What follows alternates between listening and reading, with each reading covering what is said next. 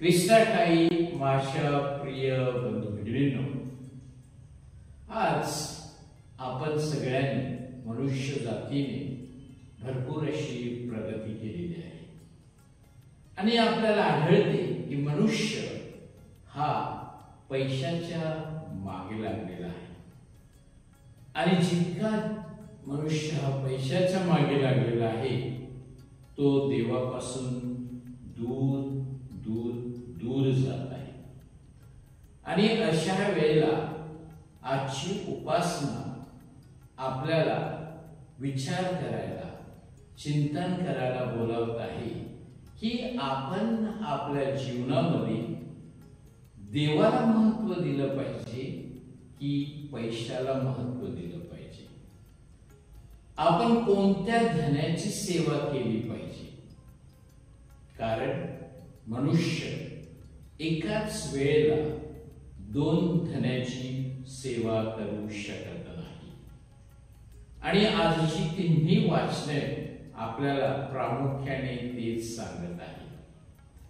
आजचं जे पहिलं वाचन जे आमोस या पुस्तकातून घेतलेलं आहे, आमोस हा एक संदेष्टा होता। देवाने त्याला निवडलेलं होतं आणि तो न्यायासाठी लढत होता। आणि आमोस हा भ्रष्टाचाराविरुद्ध होता। निनेवे शहरामध्ये आणि दुसऱ्या शहरामध्ये भ्रष्टाचार सुरू होते आणि अशा वेळेला देवाने ज्या आमोसला निवडलेलं होतं तो लोकांना सांगत होता, न्यायाचा मार्ग निवडा, भ्रष्टाचार सोडून द्या, न्यायाने जगा, भांडणं सोडून द्या, संपत्तीच्या मागे जाऊ नका, चोऱ्या करू नका, तर एकमेकांना मदत करा, नाहीतर तुमचा नायनाट होईल।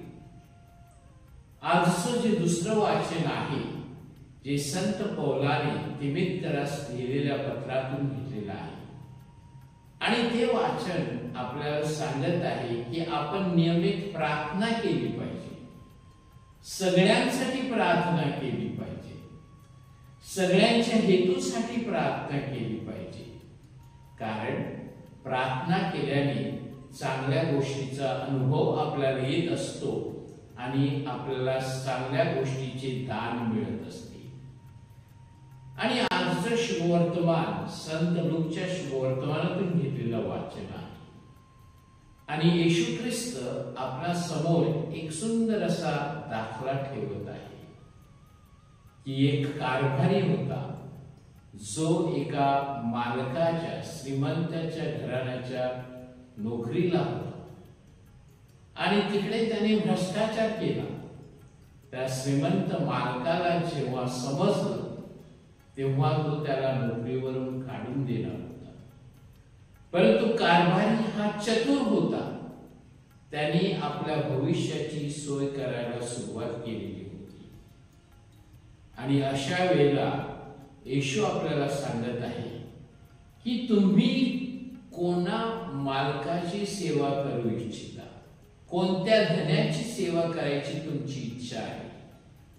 तुम्ही एका वेळेला दोन धन्याची सेवा करू शकत नाही।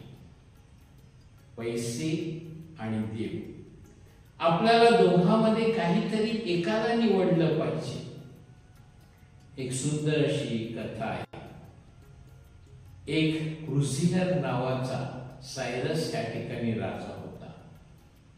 तो फार श्रीमंत आणि गर्विष्ठ होता आणि त्याने स्वतःसाठी एक सुंदर असा महाल बनवलेला होता, एक सुंदर अशी फुलबाग बनवलेली होती आणि त्यासाठी तो आनंदी होता। सगळ्यांना ही गोष्ट तो आनंदाने सांगायचा।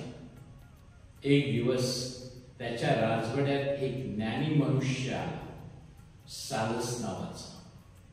तेव्हा या राजाने या सालस ज्ञानी व्यक्तीला सांगितलं की मी आनंदी आहे, माझ्यापेक्षा या जगात कोणच आनंदी नाही, कारण माझ्याकडे सुंदर राजवाडा आहे, माझ्याकडे फुलबाग आहे, तेव्हा हा ज्ञानी व्यक्ती राजाला सांगतो, तुझ्या राजवाड्यातील गरीब नोकर तुझ्यापेक्षा जास्त आनंदी आहे. आणि याही पुढे जाऊन तो ज्ञानी सांगतो की आपण नेहमी आनंदी आहोत असं सांगूच शकत नाही. जीवनाच्या शेवटापर्यंत आपण आनंदी आहोत की दुःखी आहोत हे आपण ठामपणे सांगू शकत नाही. काही दिवसांनी त्या राजावर दुसऱ्या राजाने हल्ला केला. ह्या राजाचा पराभव केला आणि त्याचा महाल मोडकळीस झाला, फुलबाग उद्ध्वस्त केली, त्याला तुरुंगात टाकलं. तेव्हा त्या राजाला त्या ज्ञानी व्यक्तीचे शब्द आठवू लागले की जीवनाच्या शेवटपर्यंत कोणीही असं सांगू शकत नाही की मी पूर्णपणे आनंदी आहे.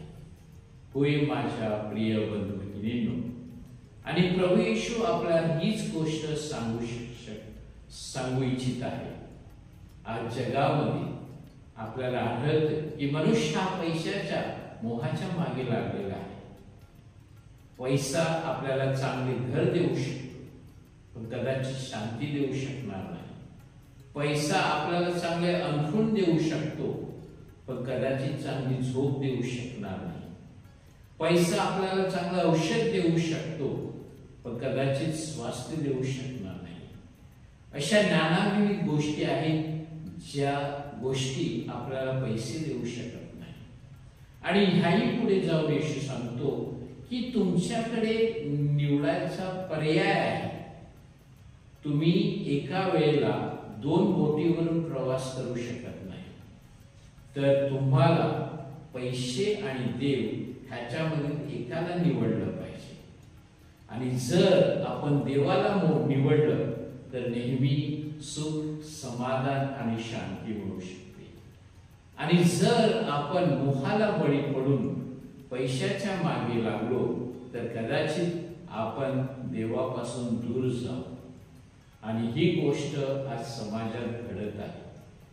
म्हणून प्रभू येशू आज ह्या 25व्या रविवारी सामान्य काळातील आपल्याला आमंत्रित करत आहे की तुम्ही योग्य गोष्टीची निवड करा, ज्याने तुम्हाला सार्वकालिक जीवन मिळेल, ज्याने तुम्हाला स्वर्ग प्राप्ती मिळेल आणि ज्यामुळे तुम्हाला शांती मिळेल.